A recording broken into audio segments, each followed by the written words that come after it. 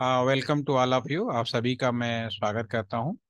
आज दूसरा दिन है। आज हम जो ट्रेडिशनल नेटवर्क है जिस पे हमारे पूरी दुनिया का जो इंटरनेट चल रहा है वह कैसे काम करता है, वो किस तरह से डिजाइन किया हुआ है, उसके ऊपर हम लोग बात करने वाले हैं। लास्ट सेशन में हम लोगों ने जो जर्नी तय किया था डिवाइसों के संबंध में, पहले सिंपल हम लोग टेलीकॉम थे। उसके बाद हम लोगों ने ऑर्डिनरी डिवाइस से लेकर इंटेलिजेंट स्मार्ट आईओटी और करंट समय का मेटावर्स का जो सफर है वो हम लोगों ने तय किया था, वो हम लोगों ने डिस्कस किया था, राइट। ठीक है। आज के सेशन में हम एक सिंपल सा एक सवाल आपके सामने रखता हूं कि बाघा बॉर्डर पे, होपफुली कि आप सभी लोग इसका नाम जानते भी हैं और सुना भी होगा, बहुत सारे लोग आप में से गया होगा। ठीक है ना। तो आप में से कोई ऐसा है जो बाघा बॉर्डर गया हुआ है? अनम्यूट होकर बता सकता है, कोई इश्यू नहीं है। Anybody you can go the Bagha border. कोई भी गया है? यस, मोहित, दीपांश। कोई बाघा बाघा बाघा बॉर्डर का नाम सुना, हाँ या ना? अटेंडेंस लग जाएगी, मैसेज करो। बाघा बॉर्डर इंडिया और पाकिस्तान का एक पॉपुलर बॉर्डर है। अगर आप बाघा बॉर्डर जाएंगे तो बाघा बॉर्डर में शाम के समय में तो क्या होता है, दोनों देश के बीच में बीट स्ट्रीटिंग होती है। तो बीट स्ट्रीटिंग का मतलब है कि बढ़िया अपना हमारे देश के लोग, अपने जवान होते हैं, वो अपने यहाँ का पूरा पावर दमखम दिखाते हैं। पाकिस्तान के लोग होते हैं, पाकिस्तान का दमखम दिखाते हैं। तो वो एक अलग माहौल होता है, देशभक्ति का माहौल होता है। ठीक है। लेकिन शाम के समय से पहले कंडीशन कुछ ऐसी होती है कि दोनों देश के जो बाघा बॉर्डर पे जिन्हें परमिशन है आपस में मूव कर सकते हैं और एक जगह बैठे होते हैं। तो एक मान लीजिए कि आप में से कोई एक पर्सन है बाघा बॉर्डर पे। मान लीजिए इसको मैं मान लेता हूँ अमन। अमन इधर बैठे हैं और एक कोई पाकिस्तानी है वो आपके साथ ही बैठा हुआ है। तो दो पर्सन, एक इंडियन और एक पाकिस्तानी, दोनों एक ही साइड में बैठे हुए हैं। नो डाउट जो इंडियन पर्सन है उसके मोबाइल पर इंडियन सिग्नल आएगा, जो पाकिस्तानी है उसके मोबाइल पे पाकिस्तानी सिग्नल आएगा। मेरा सवाल ये है कि अगर इंडिया वाले ने पाकिस्तान वाले को कॉल करे तो उसका हाय हेलो जो पाथ है वो कैसे, पाकिस्तान के किन किन शहरों से या इंडिया के किन किन शहरों से, या कौन से साधन होंगे, या कौन सा टेक्नोलॉजी होगी जिसकी वजह से हम एक दूसरे को कम्युनिकेट कर रहे होंगे। तो इसका कुछ आइडिया बता सकते हैं एनीबडी? तो सैटेलाइट। सैटेलाइट के बारे में आपने बोला, मान लिया, चलिए। आपके घर में डिश टीवी है या केबल टीवी है? तो डिश। आंधी बारिश तूफानी में क्या होता है? तो कनेक्शन गड़बड़ा जाता है, कभी कभी कनेक्शन लॉस्ट हो जाता है। गड़बड़ाता है ना, ज्यादा तेज बारिश हो जाए तो गड़बड़ाने की गारंटी ज्यादा है ना। ये अनम्यूट। सर। तो आप ये बताओ, इंडिया के अंदर ही यहाँ पे आप देख रहे हैं खूब बारिश हो रही है किसी एरिया में, किसी एरिया में बाढ़ भी आ गई है, कुछ एरिया ऐसे हैं जहाँ पर एक बूंद पानी भी नहीं गिरा है, ऐसे भी एरिया है। तो इंडिया के अंदर ही सैटेलाइट का जो सबसे बड़ा ड्रॉबैक है, नेचुरल इंटरफेरेंस है। समझ गया ना मेरी बात? कि अगर इंडिया के अंदर ही हम सैटेलाइट के ऊपर डिपेंड हो जाएं तो हम एक दूसरे से बात नहीं कर पाएंगे। लेकिन जब आंधी बारिश तूफान आता है तो आप अपना मोबाइल फोन तो, व्हाट्सएप तो नहीं बंद होता आपका, इंटरनेट तो नहीं बंद होता, काम कर रहा होता है। तो इसका मतलब है कि हम सैटेलाइट से कम्युनिकेशन पे नहीं जुड़े हैं। आपने बड़े आसानी से बोल दिया कि सैटेलाइट कम्युनिकेशन होगा। अगर हम आपकी भाषा में बात करें, ठीक है, तो हमारे पास इंटरनेट, जो हमारे कम्युनिकेशन करने का जो मीडिया है, तो हमारे यहाँ पर लिख भी देता हूँ, मीडिया है एयर। दूसरा जो मीडिया है आपका कॉपर वायर, एक हम जंपल बात करते हैं। तीसरा जो मीडिया है हमारे पास में वो एक्सियल। चौथा मीडिया है हमारे पास में ईएम वेव, जो हम टावर से जुड़े होते हैं, या माइक्रोवेव। ठीक है। नेक्स्ट जो हमारा है, इसके अलावा जो हमारे पास में मीडिया है आपका ऑप्टिकल फाइबर। ठीक है ना, अगर आपने बोला इसीलिए मैं लिख रहा हूँ। और लास्ट में एक बहुत ही, जिसका नाम आपने लोगों ने लिया अभी, सेटेलाइट। ठीक है ना कांश? तो मुझे आप ये बताओ कि इनमें से अगर मैं सवाल पूछूं, सबसे वीक मीडिया कौन सा है, कमजोर मीडिया कौन सा है, चैट में लिख के बताइए। The weakest media in out of the six, इन छयों में से सबसे वीक मीडिया कौन सा होगा? ये आप में से कौन से बताएगा, क्या लगता है? एयर। अमन ने आंसर दिया एयर। बिल्कुल अमन की बात से मैं एग्री हूँ। एयर एक ऐसा एग्जाम्पल है, बहुत अच्छे अभितेंद्र। एक ऐसा एग्जाम्पल है, ये मोस्ट इम्पोर्टेंट मीडिया तो है। हवा नहीं होगा तो दुनिया नहीं होगी, इसमें तो कोई डाउट नहीं है। लेकिन टेक्नोलॉजी पॉइंट ऑफ व्यू से इसे कमजोर माना गया। क्यों? उसका कारण ये है कि अगर हवा है तो अगर दो लोग आमने सामने खड़े भी हो जाएं तो ज्यादा से ज्यादा 30 मीटर से 50 मीटर के दायरे में ही बात कर पाते हैं। ठीक है। अगला सवाल, इसमें से सबसे स्ट्रांग मीडिया कौन सा है आपकी नजर में, द मोस्ट इंपॉर्टेंट? अब उस सवाल को रिवर्स कर देता हूं। अभी तक हमने कमजोर मीडिया के बारे में बात किया था, अब हम बात करते हैं इनमें से सबसे स्ट्रांग मीडिया कौन सा होगा। Optical fibre, Abhitendra. बाकी लोग भी लिखिए ताकि अटेंडेंस हो जाए आप सभी की। Repanshu optical fibre, optical fibre, very nice. Abdul Wahid optical fibre, Aman optical fibre. तो सैटेलाइट के बारे में क्या विचार है अभी तक? सैटेलाइट का ड्रॉबैक तो मैंने बता ही दिया। ये बात सही है कि 3 सैटेलाइट से पूरी दुनिया कंट्रोल हो जाती है, कोई डाउट नहीं है। लेकिन सैटेलाइट का आज के भी समय में सबसे बड़ा ड्रॉबैक है नेचुरल इंटरफेरेंस। अभी आपने बताया कि अगर डिश टीवी यानी सैटेलाइट टीवी के ही एग्जांपल लेके मैंने आपको समझा दिया कि अगर आंधी बारिश तूफान आए तो भी डिस्टर्ब होता है। तो नो डाउट आज के टेक्नोलॉजी के हिसाब से the best media optical fibre है। इसमें आप सभी लोग बिल्कुल सही हैं टेक्नोलॉजी के हिसाब से। लेकिन इसका मतलब ये नहीं कि बाकी मीडिया यूज नहीं होते, सभी मीडिया अपनी जगह पे इंपॉर्टेंट हैं और इस्तेमाल होते हैं। ठीक है। पुराने टाइम में बचपन में हमारे पास तो बहुत खिलौने नहीं होते थे, क्योंकि उस टाइम पे ना कोई टेक्नोलॉजी थी, ना ही नया खिलौना बनाया जाता था। तो अगर आप, हो सकता है आप लोगों में से बहुत सारे लोग एक काम भी किया हो कि दो खाली डब्बे लिए हों, उन्हें छेद किया हो और एक डब्बे से दूसरे को जोड़ दिया हो, और एक में हाय हेलो बोला हो तो दूसरे को कान में लगाए तो आपका कान में आवाज सुने। कहने वाला दो खाली डब्बे सिंपल धागे की मदद से भी एक से दूसरे जगह आवाज हाय हेलो सुनाई दे सकता है। तो अगर उसी जगह पे हम कापर वायर यूज कर ले तो ये जो दूरी होती है, ये जो दूरी है आपकी 5 किलोमीटर से 6 किलोमीटर तक बढ़ जाती है। अगर अब सिंपल कापर वायर की जगह पे अगर मैं इसको एक ज्योमेट्रिकली डिजाइन दे दे तो यही कापर वायर 60 किलोमीटर तक मूव हो सकता है। ईएम और माइक्रोवेव में अलग अलग टावर के एंटीना और टेक्नोलॉजी के ऊपर डिपेंड करता है। 1 किलोमीटर, 2 किलोमीटर, 3 किलोमीटर, कुछ सैटेलाइट ऐसे हैं जो 15 किलोमीटर तक भी काम करते हैं। अगर माइक्रोवेव के अंदर चले जाएं तो ये दूरी 40 किलोमीटर तक भी संभव है। लेकिन हर हाल में इनकी दूरी लिमिट हो गई। ऑप्टिकल फाइबर में क्या है, इसमें जो दूरी है वो अनलिमिटेड है। कितनी भी दूरी तक आप भेज दो, रिपीटर और जी जनरेटर की हेल्प लेनी पड़ेगी, लेकिन कोई रुकावट नहीं आने वाली है। सैटेलाइट के लिए क्या प्रॉब्लम बताया हमने? नेचुरल इंटरफेरेंस, जो नेचुरल डिस्टरबेंस होता है। ठीक है। तो ये जो मीडिया है, ये तो मीडिया की बात हुई। अब सारे मीडिया कैसे यूज करते हैं अभी हम आपसे बात करेंगे। अभी अभी हमारा जो सवाल था बाघा बॉर्डर पर, जिसके संबंध में एक इनपुट आया था, सैटेलाइट बोला उन्होंने, मीडिया बता दिया। लेकिन सवाल अभी भी ज्यों का त्यों बना हुआ है कि अगर दो लोग बाघा बॉर्डर पे हैं, या अगर मैं पूछूं कि घर के अंदर ही आपके पास ही दो फोन है, सेम कंपनी का, आपने सिम लिया दो अलग अलग, दो हैंडसेट में डाले और अपने ही घर में बैठकर अपने ही दोनों हाथों से एक दूसरे पे नंबर डायल कर रहे हैं, तो इसका पाथ क्या होगा, रास्ता क्या होगा, कभी आप लोगों ने सोचा है? आप बताएं अगेन का question. Yes Akanksh. Sir radio tower, radio wave. ये तो मीडिया है, नो डाउट। ये तो मीडिया है, रास्ता है कि तार वायर तो यही होंगे, हवा होगा, वायर होगा, फाइबर होगा, सैटेलाइट होगा। ठीक है। रास्ता का मतलब है, आप कौन से शहर से हैं? सर कोटद्वार। कोटद्वार से अगर मैं कहूँ दिल्ली आना है तो कौन सा रास्ते से आओगे? Sir national highway.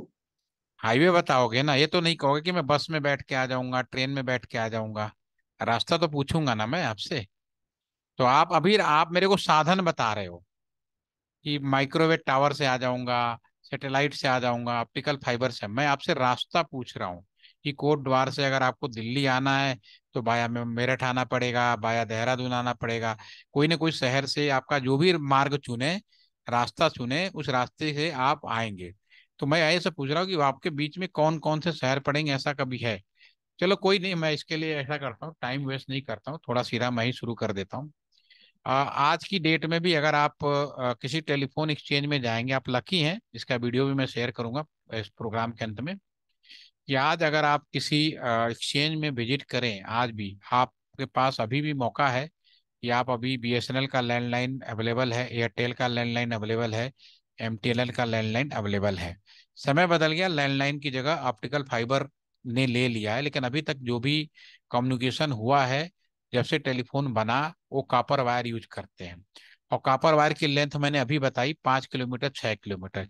इसीलिए आपने ये चीज देखा होगा कि हर 5 किलोमीटर के रेडियस पर एक बीएसएनएल का टेलीफोन एक्सचेंज मिलता है। क्योंकि जब से टेलीफोन ग्राहम बेल ने आविष्कार किया, सेम समय में हमारे देश के अंदर भी टेलीफोन आई। ठीक है। तो वो जो टेलीफोन था वो कॉपर वायर बेस पे ही शुरू हुआ था। ठीक है। और तो आप अभी एक्सचेंज में उसी कॉपर पे आपको एक्सचेंज विजिट पे दिखाता हूँ यहाँ पे। सबसे पहले आप किसी एक्सचेंज में विजिट करेंगे तो एक एक्सचेंज के अंदर एक मेन रूम मिलेगा, जिसको हम बोलेंगे स्विच रूम। क्या होता है मालूम नहीं, लुक वाइज आपके स्क्रीन पे है इस तरह से होगा, कुछ लोग कंप्यूटर पे बैठे होंगे।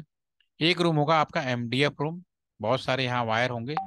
एक रूम होगा आपका पावर रूम। पावर रूम वो रूम होता है जहाँ पे पावर सप्लाई मैनेज किया जाता है। घर में अगर लाइट चली जाए, तो आप लोगों ने इन्वर्टर लगा रखा होगा, आई एम श्योर। तो कहने का मतलब, घर में लाइट चली गई, सारा लोड आपके बैटरी पर आ गया। घर में आप इस बात का इंतजार कर सकते हैं कि लाइट कब आए। लेकिन कोई भी ऑर्गेनाइजेशन जहाँ पे 24 घंटे बिना रुके पावर सप्लाई चाहिए, सेम व्यवस्था होती है। लाइट जाती है, सारा लोड बैटरी पर आ जाएगा। ठीक है। और फिर हम वहां पे इंतजार नहीं कर सकते, जनरेटर चलाना पड़ेगा। जब हम जनरेटर चला देंगे तो सारा लोड फिर जनरेटर पे, फिर मेंस वापस आएगा, चला जाए। तो इन तीनों चीज को हैंडल करने के लिए एक रूम होता है पावर रूम, एक होता है बैटरी रूम, एक जनरेटर रूम होता है, और एक मेन सप्लाई का तो हमारे पास आता ही है। ठीक है। तो ये इंपॉर्टेंट रूम होता है। एक रूम और मिलेगा आपका, ट्रांसमिशन रूम।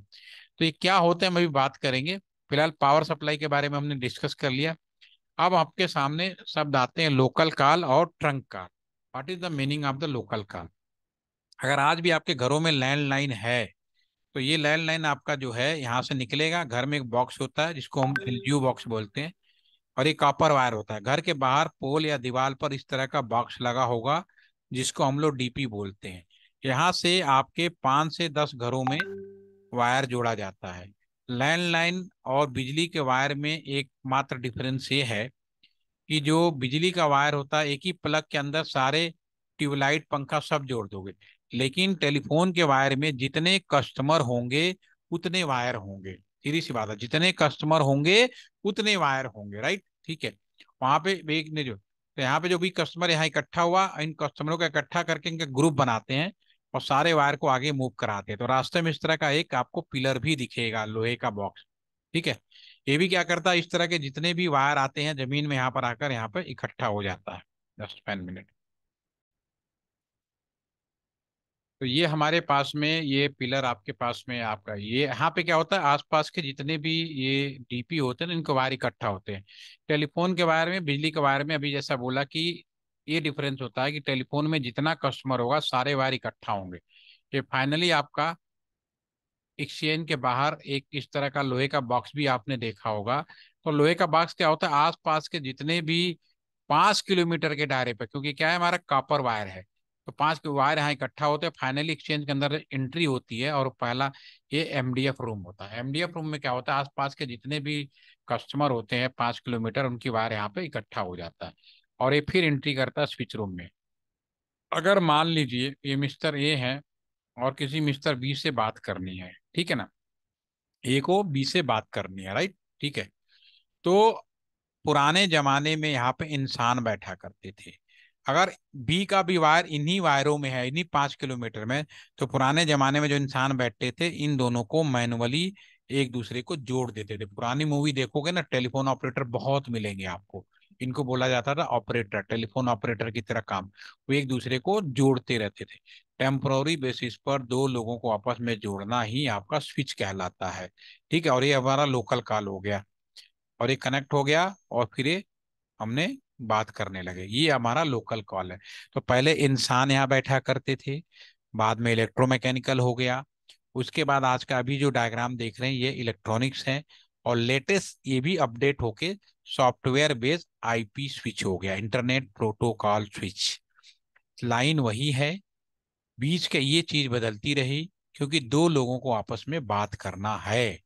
ठीक है ना, समय बदल गया, सिर्फ बात ही नहीं करना है, बात के अलावा आपका वो वीडियो फोटो सब कुछ करना है, सब कुछ दिखाना है। ठीक है, तो उसके लिए फिर हमारे पास नए जमाने का यहाँ पे व्यवस्था आ गई। यहाँ डिवाइस भी नए आ गए, फिर हमारे हाथ में भी स्मार्ट डिवाइस, और बीच में ये सारी चीजें भी आ गई, सारे कनेक्टेड हो गए, राइट। ठीक है, अब बात आती है कि अगर कस्टमर उन 5 किलोमीटर के रेडियस पे नहीं है, फिर वो बात करना चाहता है, मतलब वायर ऐसा भी हो सकता है कि वो कस्टमर उन 5 किलोमीटर के रेडियस पे ना हो। उस केस में क्या होगा, ये मिलाया आपका कस्टमर आए, यहाँ तक आ गया स्विच रूम में। अब स्विच रूम ने यहाँ पे था, अगर नहीं हो तो हर शहर के अंदर एक मेन एक्सचेंज बनाया गया था। ठीक है, तो शहर का जो मेन एक्सचेंज है उसको हम डी टैक्स बोलते थे। क्या बोलते थे? D tax, digital trunk auto. आप अपने पुराने पेरेंट्स से पूछेंगे या अपने पुराने लोगों से पूछेंगे तो उन सभी को मालूम होता था कि शहर का डीटेक्स कहाँ है। आप कोटद्वार में हैं तो कोटद्वार में पूछिए मेन एक्सचेंज कहाँ है, सभी को मालूम। गाजियाबाद में, राजनगर में है, मेरठ में शास्त्री नगर में है, दिल्ली में किडवई भवन में, हर शहर के अंदर एक मेन एक्सचेंज होता था। एवरीबडी वेरी वेल नोन, उन्हें मालूम होता था कि मेन एक्सचेंज कहाँ पे है, राइट। ठीक है, उसके बाद हमारा जो नेक्स्ट आपका यहाँ पर, जो आपका यहाँ पे वो आ गया, ये ट्रांसमिशन सिस्टम आपको मैंने स्विच रूम दिखाया, इसकी मदद से शहर के मेन एक्सचेंज में चला गया ये स्विच रूम। ये जो स्विच रूम है, ये स्विच रूम का क्या काम था? लोकल में टेलीफोन जोड़ना। यहाँ पे नहीं था, हमने भेज दिया मेन एक्सचेंज। अब इसका काम है कि शहर का कौन सा एक्सचेंज है, उस शहर का है या शहर का कोई और है, ये चीज यहाँ पे बात करता है, राइट। ठीक है ना, तो फिर उसके बाद हमारे पास में ये शहर का, जो ये ने आइडेंटिफाई किया कि हाँ हमारे ही शहर का दूसरा है, वहां भेजा और फिर कनेक्ट हो गया। और ये जो यहाँ से यहाँ तक का जो डिस्टेंस है वो सारा यही कवर करता है, डीपी पिलर एमडीएफ होते हुए आता है। इसको बोलते हैं ट्रंक कॉल, पुराने जमाने में इसको एसटीडी कहा जाता था, सब्सक्राइबर ट्रंक टाइलिंग। अगला सवाल आएगा, शहर ही बदल जाए, ये तो शहर के अंदर की व्यवस्था। अभी मैं जो आपके सामने बता रहा हूँ ये रियल स्टेटस है, किताबी ज्ञान नहीं है, पूरी दुनिया में इसी तरह से बांटा गया है। अब शहर बदल जाए, एक शहर से दूसरे शहर में, उस बीच में कम्युनिकेशन कैसे होगा? हमारे शहर में भी मेन एक्सचेंज है, सामने वाले शहर में भी मेन एक्सचेंज है, लेकिन इसके पहले चूंकि हमारे देश के अंदर जो टेलीफोन की व्यवस्था बनाई गई थी वो अंग्रेजों ने ही बनाई थी। तो अंग्रेजों ने जो टेलीफोन की व्यवस्था बनाई, उन्होंने इंडिया को 4 भागों में बांटा: एनटीआर, डब्ल्यूटीआर, एसटीआर और ETR. Northern telecom region, western, southern और eastern telecom region. Northern telecom region कौन था? जो अभी आप डायग्राम में देख पा रहे हैं, जम्मू कश्मीर, राजस्थान, यूपी, हरियाणा, उत्तरांचल, हिमाचल और पंजाब। ये तो आज के जमाने के हिसाब से, और बनाया कब था? देखिए टेलीफोन कितना नया हो गया, लेकिन बात बहुत पुरानी है, 1885 की बात है। इंडियन टेलीग्राफ एक्ट कब बना? 18, और किसने बनाया? अंग्रेजों ने। उस समय यहाँ पे पाकिस्तान भी था और कुछ अफगानिस्तान के हिस्सा भी थे और नेपाल भी था। उस समय एनटीआर में सारे कवर होते थे, लेकिन अभी मैंने जो डायग्राम बनाया वो आज के हिसाब से बनाया है। ठीक है, हर हेडक्वार्टर, हर के अंदर 2 हेडक्वार्टर होते थे, दिल्ली और देहरादून। ठीक है ना, तो इसको भाई अगर शहर बदल जाए तो एक शहर से दूसरे शहर में हो जाए तो उस केस में कैसे करते हैं?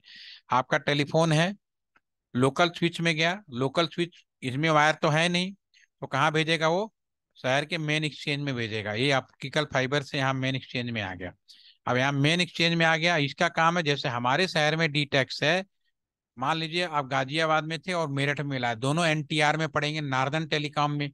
ठीक है, तो उस शहर के दूसरे शहर में भी ये पहुंच गया। ये जो लाइन है, एक शहर से दूसरे शहर के बीच में जो लाइनें बिछाई गई हैं, ये नेशनल ऑप्टिकल फाइबर नेटवर्क कहलाता है। अगेन आई रिपीट, एक शहर नेशनल ऑप्टिकल फाइबर नेटवर्क, ये कोई प्राइवेट कंपनी नहीं देगी, ये सारे गवर्नमेंट का कंट्रोल होगा। लोकल में आप कितना भी फाइबर डालो, कितना भी जोड़ लो, कोई फर्क नहीं पड़ता, लेकिन जब एक शहर से दूसरे शहर के बीच में बात आती है तो नेशनल ऑप्टिकल फाइबर नेटवर्क आ गया। और इसका बाय डिफॉल्ट माई बाप कह लो या ओनर कह लो, बीएसएनएल है। अगर आप जियो यूज कर रहे हैं, एयरटेल यूज कर रहे हैं, वोडाफोन कुछ भी यूज कर रहे हैं, शहर बदलने का मतलब है कि आप बीएसएनएल के लाइन पे आ गए हैं।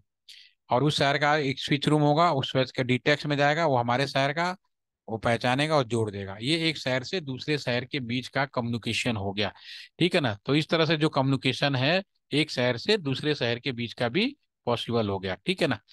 तो अब आपके लैंडलाइन और मोबाइल के बारे में अगर मैं बात करूं, लैंडलाइन और मोबाइल के बारे में, तो there is no difference between landline और मोबाइल। क्योंकि यहाँ पे एक चीज आपको समझ में आ गई होगी कि यहाँ से लेकर अगर हम घर तक जो लाइन जोड़ रहे हैं, तो जितने कस्टमर उतने वायर। तो पुराने जमाने में ये प्रॉब्लम ये आती थी कि आपने सुना होगा कि आपके पेरेंट कहते हैं कि भाई पहले 6 महीने साल भर में टेलीफोन मिला करता था, ठीक है ना।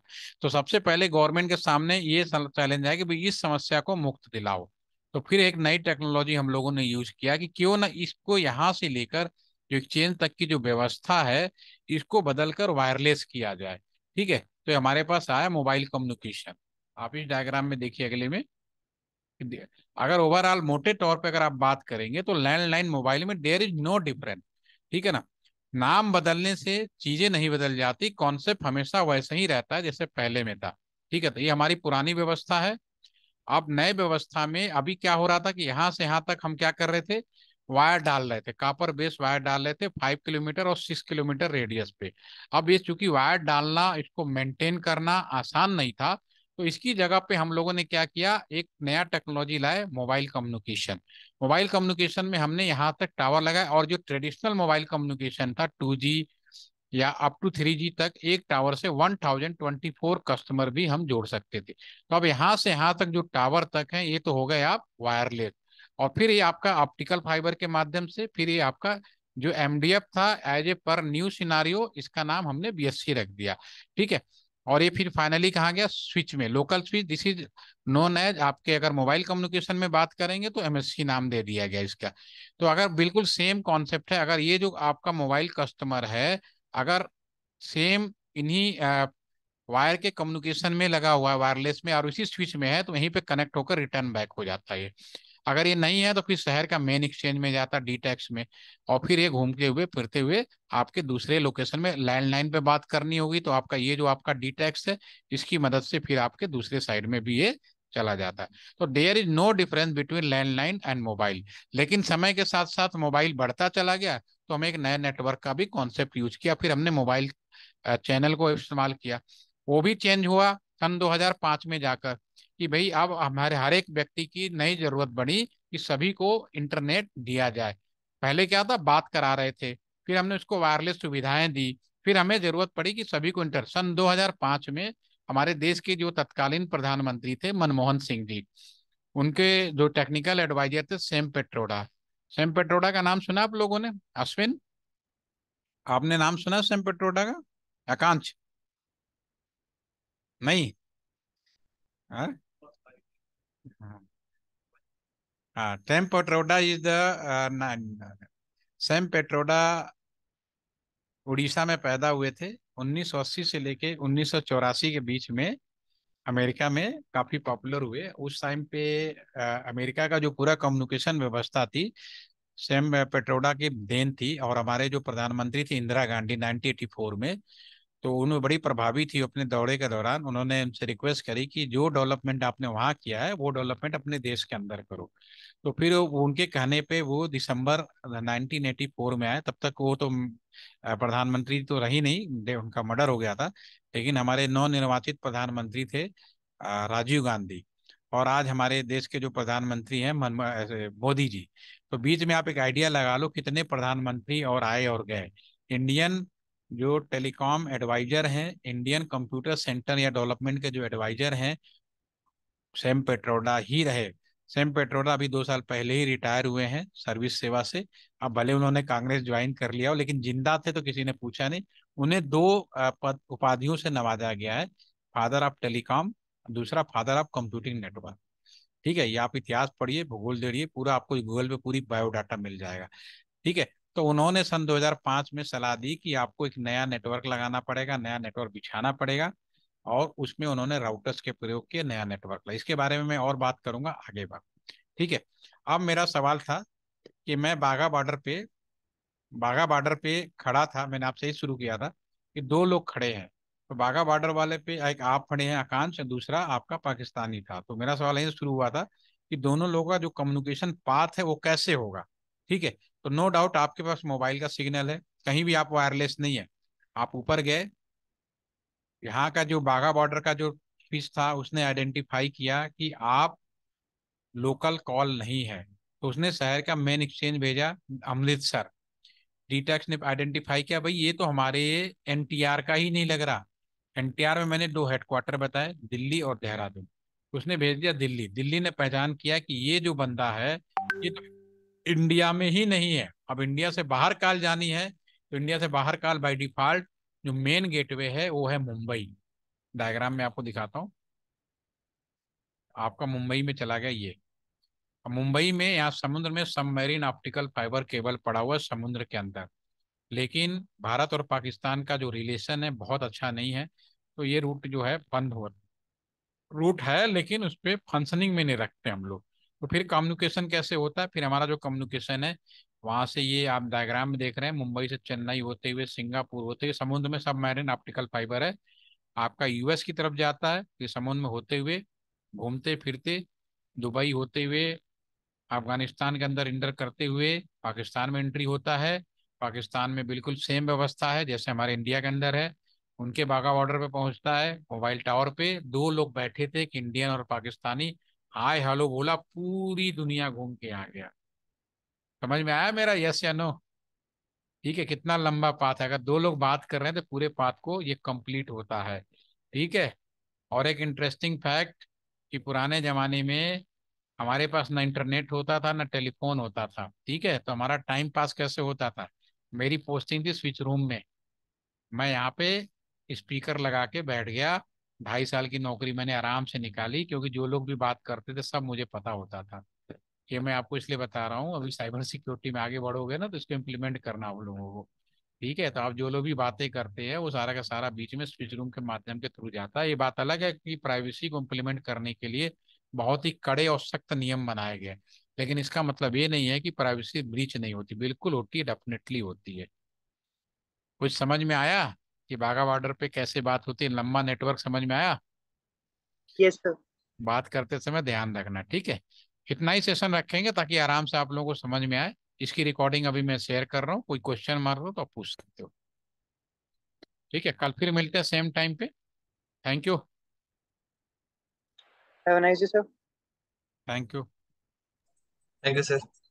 इतनी देर के लिए सब लोग ज्वाइन कर लो बिना देर किए ना, 25 से 20 मिनट, ठीक है। Thank you.